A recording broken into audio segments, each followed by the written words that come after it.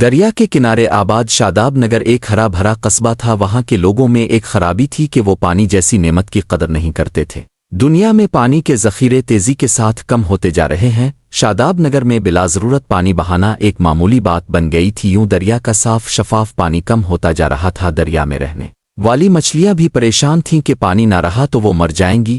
ایک دن تمام مچھلیاں دریا کی ملکہ مچھلی کے پاس جمع ہوئیں اور مسئلے کا حل نکالنے کی درخواست کی۔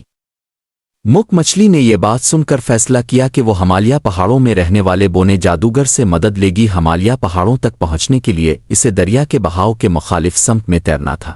جاری ہے۔ پھر دریا میں جگہ جگہ خضر جھاڑیاں بھی تھیں جن میں پھنسنے کے بعد نکلنا مشکل تھا، اور بڑے بڑے خوفناک کیکڑے بھی تھے، مگر ملکہ نے کسی بھی خطرے کی پرواہ نہ کی اور اللہ کا نام لے کر تیرنا شروع کر دیا۔ 6 دن تک لگاتار تیرنے کے بعد وہ وہاں پہنچ گئی جہاں پہاڑوں سے برف پگھل رہی تھی اور پانی آبشاروں کی صورت میں گر رہا تھا۔ جادوگر وہاں بڑے مزے سے پانی میں ٹانگیں لٹکائے بیٹھا تھا۔ سردار مچھلی تیزی سے تیرتی ہوئی اس کے پیروں کے پاس جا پہنچی۔ بونے جادوگر نے جھک کر دیکھا تو کہا، ارے بھی مچھلی، کون ہو تم اور یہاں کیا کر رہی ہو؟ ملکہ مچھلی نے جلدی جلدی ساری بات کہہ سنائی۔ جادوگر نے چینی کے دانوں کے برابر چھوٹی چھوٹی گولیاں جیب سے نکالی اور ملکہ مچھلی کو دکھاتے ہوئے کہا، یہ جادوئی گولیاں لے جاؤ اور انہیں دریا میں پھیلانا شروع کر دو۔ جہاں کہیں بھی بلا ضرورت پانی بہ رہا ہوگا یہ گولیاں غبارے کی طرح پھول کر اس لائن کو بند کر دیں گی۔ بعد میں ان کا اثر ختم ہو جائے یہ گولیاں انسانوں کو نظر نہیں آئیں گی۔ ملکہ مچھلی نے جادوگر کا شکریہ ادا کیا اور روانہ ہو گئی۔ ملکہ واپس دریا میں پہنچی تو جادوئی گولیاں دیکھ کر تمام مچھلیاں خوش ہو گئیں۔ مچھلیوں نے پورے دریا میں گولیاں پھیلا دے۔ امی میری آنکھوں میں مرچیں لگ رہی ہیں، جلدی سے پانی لا دیں پلیز۔ وسیم نے غسل خانے سے آواز لگائی۔ وسیم کی آنکھوں میں صابن چلے جانے کی وجہ سے بے تحاشا جلن ہونے لگی تھی۔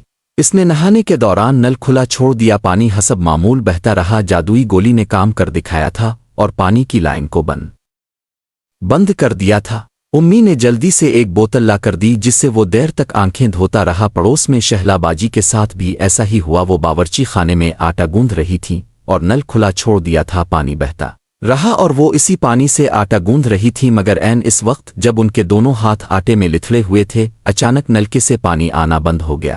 گلی میں فیروز صاحب اپنی گاڑی دھو رہے تھے۔ قریب ہی پانی کا پائپ پڑا تھا، اس میں سے پانی کی ایک موٹی دھار بہ رہی تھی۔ گاڑی پر صابن لگا ہوا تھا۔ انہوں نے پائپ الفاٹے لفٹ دیکھا کہ اس میں پانی ہی نہیں آ رہا تھا۔ فیروز صاحب ایک ہاتھ میں پائپ پکڑے دوسرے ہاتھ سے سر کھجانے لگے۔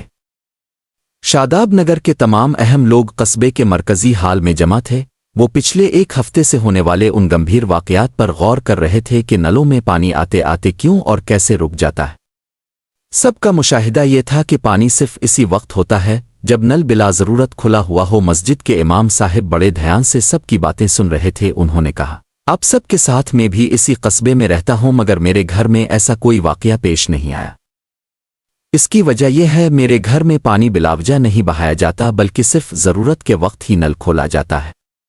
یہ بات سب کی سمجھ میں آ گئی۔ حافظ صاحب نے کہا، بالکل یہی بات ہے، میرے گھر میں بھی پانی احتیاط کے ساتھ استعمال کیا جاتا ہے اور کبھی بھی ایسا نہیں ہوا کہ اچانک پانی غائب ہو جائے۔ میں امام صاحب کی بات سے 100% اتفاق کرتا ہوں۔ آپ لوگ بھی اس کو آزما کر دیکھ لیں، اب کے مسئلے کا حل بہت ہی آسان ہے۔ خالد صاحب جو کہ قصبے کے کالج کے پرنسپل تھے، انہوں نے سب کو سمجھاتے ہوئے کہا، خدا کا شکر ہے کہ دریا کا پانی ختم ہونے سے پہلے ہمیں اپنی غلطی کا احساس ہو گیا۔ الفادیر دریا میں مچھلیاں بھی ایک دوسرے کو مبارکباد دے رہی تھیں۔